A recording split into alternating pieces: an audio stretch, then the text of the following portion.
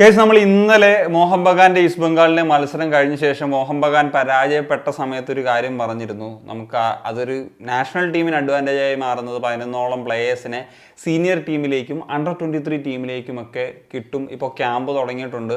ഒരുപാട് ടീമുകളുടെ players Durand കപ്പിൽ കളിക്കുന്ന ടീമിലെ പ്ലേയേഴ്സ് ഒന്നും ജോയിൻ ചെയ്തിട്ടില്ല. അപ്പം ഇങ്ങനത്തെ ഒരു സാഹചര്യം വരുന്നതോടുകൂടി മോഹൻ ബഗാന്റെ ആണ് ഏറ്റവും കൂടുതൽ നാഷണൽ പ്ലേയേഴ്സ് ഉള്ളത്. അപ്പോൾ അതൊരു പോസിറ്റീവായിട്ടുള്ള ഘടകമായിട്ട് വരും എന്നുള്ളത്. എന്നാൽ ഇന്ന് വരുന്നൊരു വാർത്തയാണ് മോഹൻ ബഗാൻ തങ്ങളുടെ പ്ലേയേഴ്സിനെ വിട്ടുകൊടുക്കാൻ റെഡിയല്ല ഈ കാഫ നേഷൻസ് കപ്പിനും അതുപോലെ അണ്ടർ 23 ക്വാളിഫയേഴ്സിനും എന്നൊക്കെ ഉള്ളതാണ് പുറത്തേക്ക് വരുന്നൊരു കാര്യം. കാഫ നേഷൻസ് കപ്പിൽ ഇന്ത്യയുടെ മത്സരങ്ങൾ നടക്കുന്നത് ഗ്രൂപ്പ് സ്റ്റേജിലെ മത്സരങ്ങൾ 3 അതിൽ ഒന്ന് ഈ മാസം 29-ാം തീയതിയും പിന്നെ സെപ്റ്റംബർ 1 സെപ്റ്റംബർ 4 എന്നീ തീയതികളിലാണ്.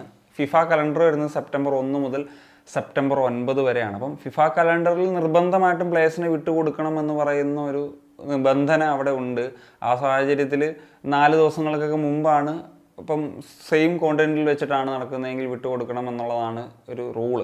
അപ്പം നിലവിൽ മോഹൻ ബഗാൻ പ്ലേയേഴ്സിന് കോമ്പറ്റീറ്റീവായിട്ടുള്ള ഒരു മത്സരവും ഈ ഒരു സാഹചര്യത്തിലൊന്നും തന്നെ വരുന്നില്ല എന്നുള്ളതാണ്. വരാനിരിക്കുന്ന മത്സരം അടുത്ത മാസം 16-ാം തീയതി നടക്കുന്ന ACL 2 മത്സരമാണ്.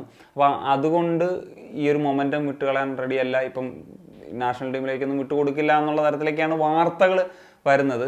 കാഫ നേഷൻസ് കപ്പ് ഞാൻ പറഞ്ഞു ഗ്രൂപ്പ് സ്റ്റേജ് മത്സരങ്ങൾ ഏതാണ്ട് 9-ാം തീയതിയോടുകൂടി തന്നെ അവസാനിക്കും. അതുപോലെ ഇന്ത്യയുടെ അണ്ടർ 23 മത്സരങ്ങളും ഇതേ സെയിം ഫിഫ കലണ്ടറിൽ തന്നെയാണ് നടക്കുന്നത്. അപ്പം തീർച്ചയായിട്ടും 16-ാം തീയതിയാണ് അടുത്ത മോഹൻ ബഗാൻ്റെ ഒരു കോമ്പറ്റീറ്റീവ് മത്സരം വരുന്നത്. ഇതിനിടയിൽ വിട്ടുകൊടുക്കാൻ റെഡി അല്ല എന്ന് പറയുന്ന ഒരു തീരുമാനം അത്ര ശരിയായിട്ട് തോന്നുന്നില്ല. പ്രത്യേകിച്ച് മോസ്റ്റ് ഓഫ് ദി പ്ലേയേഴ്സ് ഈ ഒരു ക്ലബിൽ നിന്നാണ് വരുന്നത് എന്നുള്ള സാഹചര്യം കൂടി നമുക്ക് മനസ്സിലാക്കേണ്ടതുണ്ട്.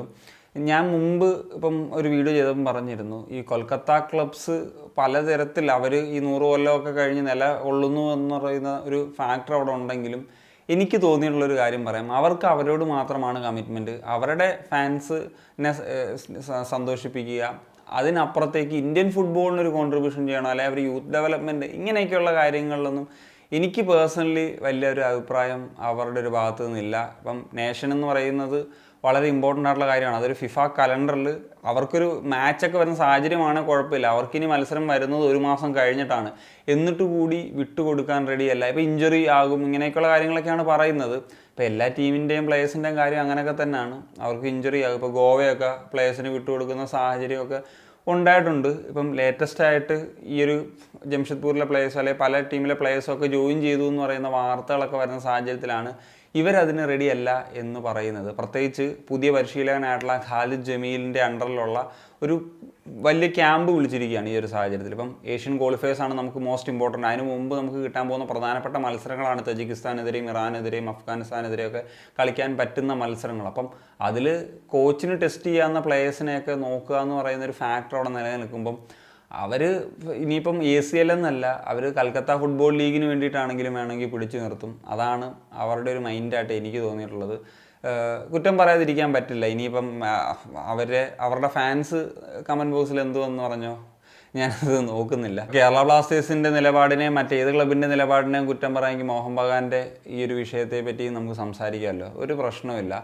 പിന്നെ ഇനി ഇവർ വിട്ടുകൊടുക്കുന്നില്ല, ഉറപ്പിച്ച് നിൽക്കുന്ന സാഹചര്യമാണ് വരുന്നതെങ്കിൽ പിന്നെ ഒരു തീരുമാനം എടുക്കേണ്ടത് AFFO അല്ലെങ്കിൽ പരിശീലകനോ ഒക്കെയാണ്. ഇനി ഈ ഒരു ക്ലബിൽ നിന്ന് നാഷണൽ ടീമിലേക്ക് പ്ലേയേഴ്സിനെ എടുക്കുന്നില്ല എന്ന് തീരുമാനം എടുക്കുക. ഇത്രയും പ്ലേയേഴ്സൊക്കെ ഉണ്ട് ശരിയാണ്, പക്ഷേ മറ്റ് പ്ലേയേഴ്സിനെ കൊണ്ട് കളിപ്പിക്കുക എന്ന് പറയുന്ന തീരുമാനം എടുക്കുക. അതല്ലാണ്ട് വേറെ ഒന്നും ചെയ്യാനില്ല. That's the case. അപ്പം എന്താണ് ഈ ഒരു വിഷയത്തിൽ നിങ്ങളുടെ ഒപ്പീനിയൻ തീർച്ചയായിട്ടും കമ്പോസ് സനിയ.